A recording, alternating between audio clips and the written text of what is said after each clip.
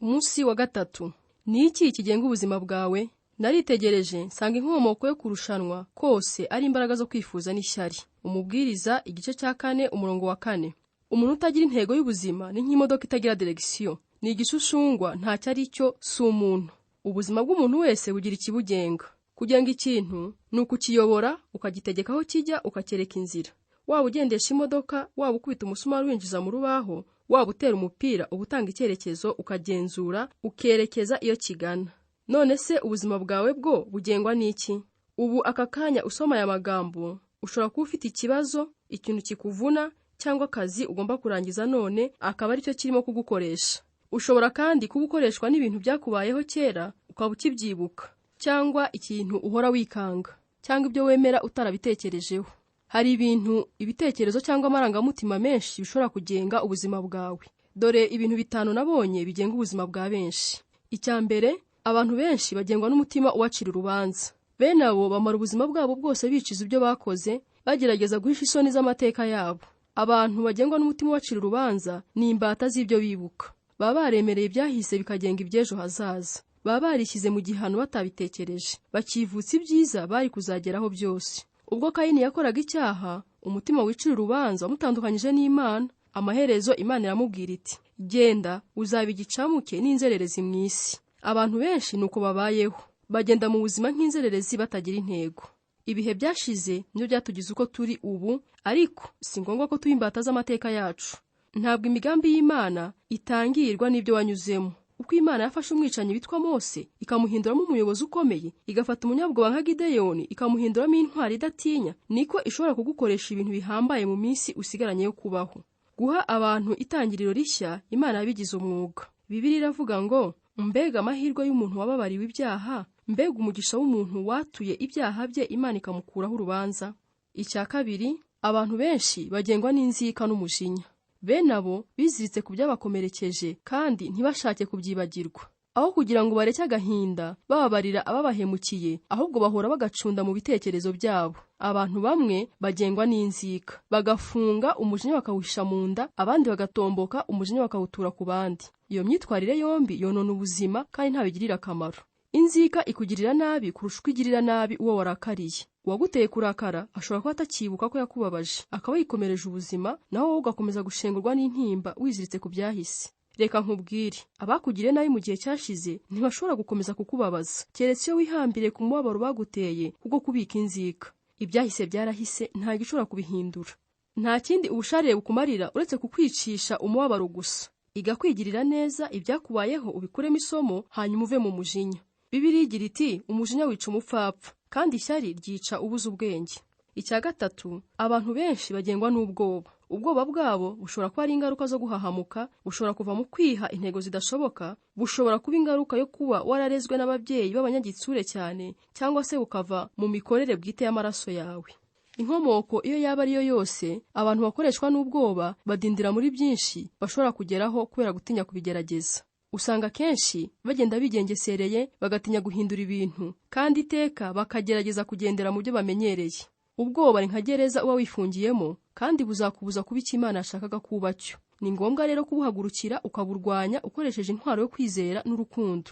Bibiliya iravuga ngo, mu rukundo ntiharimo ubwoba, kuko ubwoba buhambira umuntu. Ubuzima burimo ubwoba, bwaba ubwoba bw'urupfu cyangwa gucirwaho iteka, bwerekana umuntu utaratunganywa mu rukundo.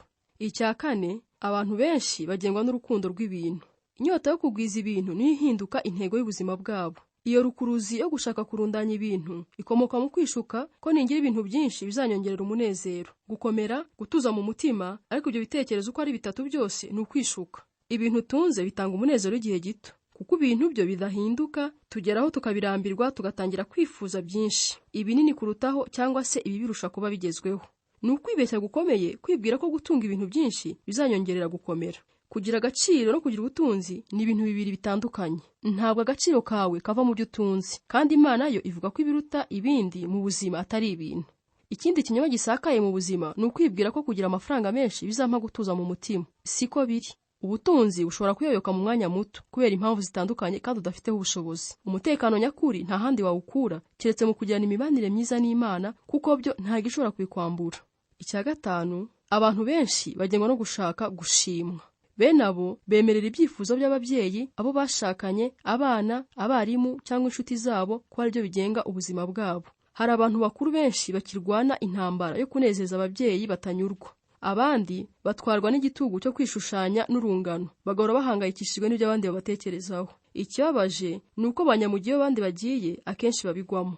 Ntabwo nzi amabanga yose ageza abantu ku butsinzi, ariko hari inzira imwe itayoba yo kurangiza nabi, niyo gushaka kunezeza abantu bose. Iyo ugengwa n'ibitekerezo by'abandi, bituma udashobora kugendera mu migambi Imana ifitiye ubuzima bwawe. Yesu yaravuze ati, ntushobora gukeza abami babiri.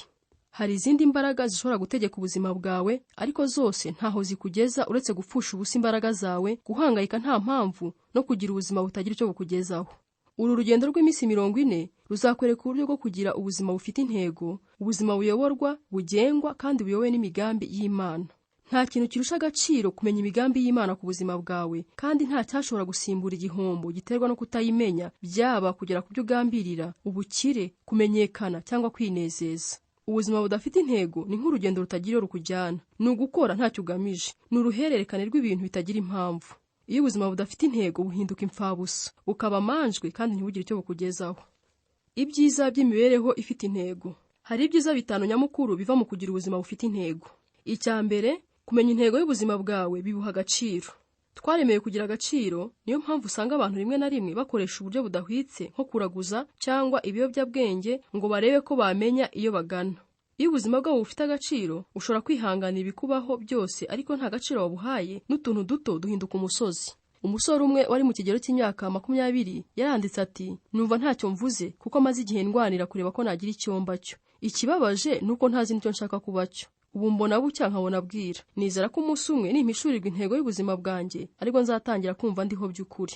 Ubuzima butarimo Imana ntibugira intego, kandi ubuzima butagira intego ntibugira agaciro. Kandi iyo ubuzima bubuze agaciro ntibugira umumaro, nta n'ibyiringiro butanga.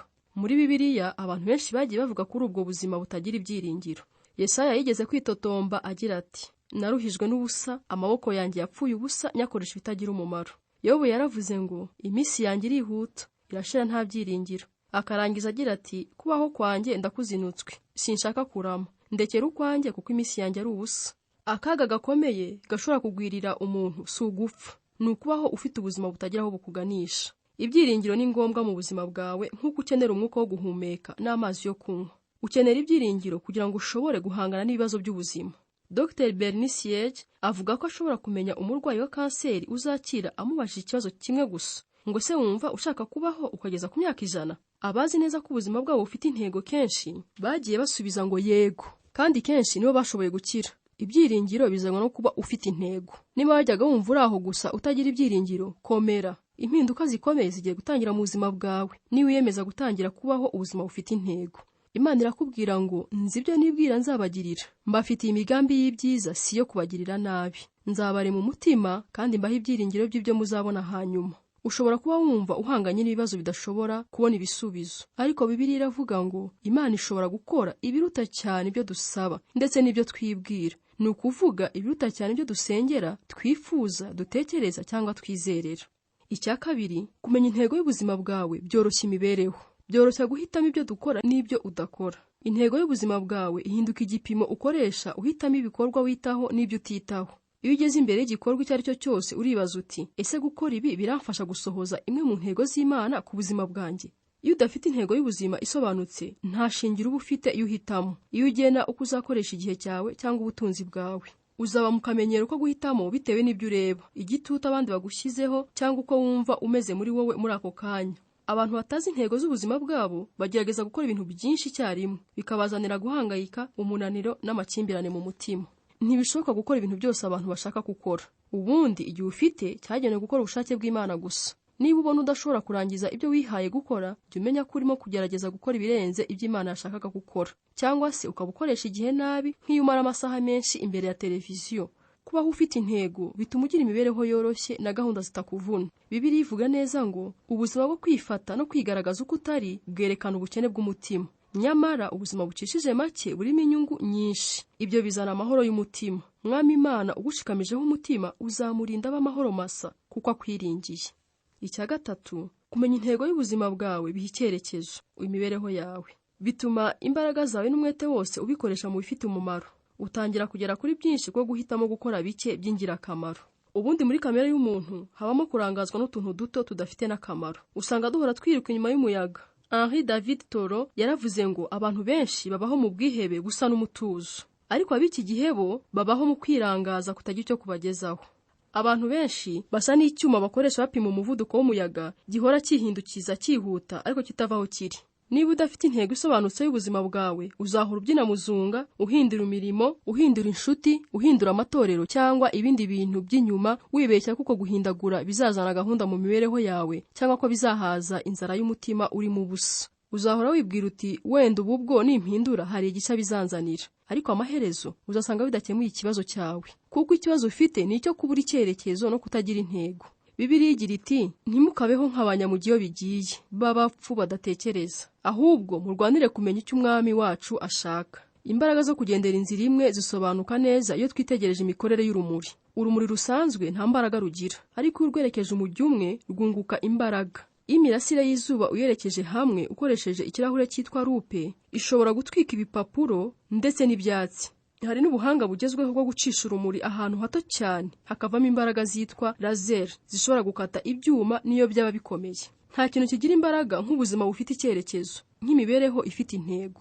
Abagabo cyangwa abagore bagize icyo bahindura mu mateka y'isi n'abari bafite ubuzima bufite icyerekezo. Urugero ni nk'intumwa Pawulo wakoze nk'uri wenyine agakwiza ubutumwa bwiza mu bwami bw'Abaroma bwose. Ibanga rye ryari ubuzima bufite icyerekezo. Yivugira neza ati imbaraga zanjye zose nazerekeje kuri iki kimwe gusa, nibagirwa ibiri inyuma gatumbira ibiri imbere.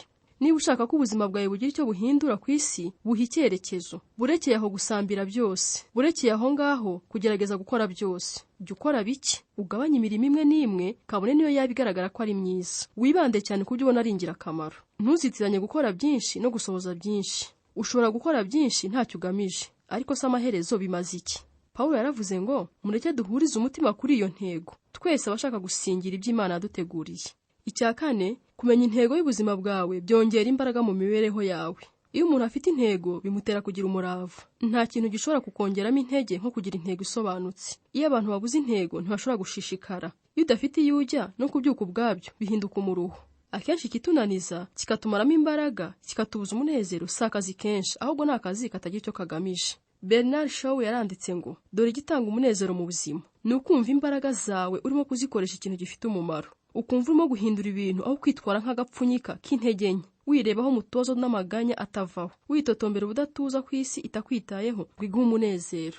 Icya gatanu, kumenya intego y'ubuzima bwawe bigutegurira ubuzima bw'iteka. Abantu benshi bamara ubuzima bwabo ku isi bagerageza gusiga umurage ku isi. Bahora bashaka ikizatuma bahora bibukwa nibava ku isi, ariko ku iherezo rya byose ikizagira icyo kimara si ibyo abantu bazaba bavuga ku buzima bwawe, n'ibyo Imana izavuga. Icyo kenshi abantu batabona ni uko ibyo twageraho byose haza abandi bakabirenza. Ubikirangirire mu mikino, ejo hakaza undi akakurenza. Uramenyekana ejo ukibagirana, kandi ni byiza abantu bakuvugaho bigeraho bikamenyerwa. Akiri muri kaminuza, witwa James Dobson yari yarihaye intego yo kuzaba uwa mbere agatwara igikombe mu mukino w'amarushanwa ya tennis. Intego yayigeraho akajya yumva afite ishema ko igikombe yatsindiye cyari gitatse ahagaragara mu ishuri. Haciyeho imyaka umuntu arakimwoherereza. Bari bagisanze mu iyarara aho bari bataye imyanda barimo kuvugurura inyubako y'ikigo. Hanyuma James arandika ngo igihe kiratinda, ibyo watsindiye abandi bakabiyorana n'iyarara ryo ku cyavu. Kubera ko kuzasiga umurage ku isi ni ukureba hafi cyane. Uburyo bwiza bwo gukoresha igihe ni ukwishakira umurage udashira. Ntabwo Imana yagushyiriye ku isi ngo ukorere kwibukwa. Yagushyize ku isi kugira ngo utegure imibereho y'iteka. Umunsi umwe uzahagarara imbere y'Imana ikora igenzura ry'ubuzima bwawe. Ikizamini cya nyuma mbere y'uko winjira mu bugingo buhoraho. Bibiliya iravuga ngo mwibuke ko buri wese muri twe azihagararira imbere y'intebe y'imanza y'Imana. Ni koko buri wese muri twe azimurikira ibyo yakoze imbere y'Imana. Amahirwe ni uko Imana iri mu ruhande rwacu, kandi ishaka ko twese dutsinda icyo kizamini. Nicyo cyatumye itwereka ibibazo mbere y'uko ikizamini kigera. Duhereye ku byanditswe muri Bibiliya, dushobora kwemeza ko Imana izatubaza ibibazo bibiri by'ingenzi. Icya mbere, umwana wanjye Yesu Kristo natanze wamukoresheje iki? Ntabwo Imana izakubaza idini wabagamo cyangwa imyizerere mwari mufite. Ikintu kimwe gusa kizagira icyo kimara ni iki: ngo ese wemeye ibyo Yesu Kristo yagukoreye kandi wize kumukunda no kumwizera? Yesu yarivugiye ubwo ati nige nzira n'ukuri n'ubugingo, ntawe ujya kwa data ntamujyanye. Icya kabiri, ibyo naguhaye byose wabikoresheje iki? Ubuzima naguhaye, impano zose, ubuhanga, igihe, imbaraga, inshuti ndetse n'ubutunzi Imana yaguhaye. Ese wabyikoreshereze mu nyungu zawe cyangwa wabikoresheje gusohoza imigambi Imana yakuremeye? Kugutegura ngo utazatsindwa ikizamini cy'ibyo bibazo bibiri niyo ntego y'iki gitabo. Ikibazo cya mbere kizagena aho uzamara ubuzima bw'iteka. Ikibazo cya kabiri kizagena ibyo uzakora mu buzima bw'iteka. Nurangiza gusoma iki gitabo uzaba ushobora gusubiza biriya bibazo byombi. Umunsi wa gatatu, gutekereza ku ntego y'ubuzima bwanjye. Ingingo yo kuzirikana: imibereho ifite intego niyo nzira y'amahoro. Umurongo wo gufata mu mutwe: Mwami Imana ugushikamijeho umutima uzamurinda w'amahoro masa kuko akwiringiye. Yesaya igice cya 26 umurongo wa 3. Ikibazo cyo gutekerezaho: uwabaza umuryango wanjye cyangwa abo tubana bavuga ko ari iki kigenga ubuzima bwanjye? Ese ubundi niki nshaka ko kingenga?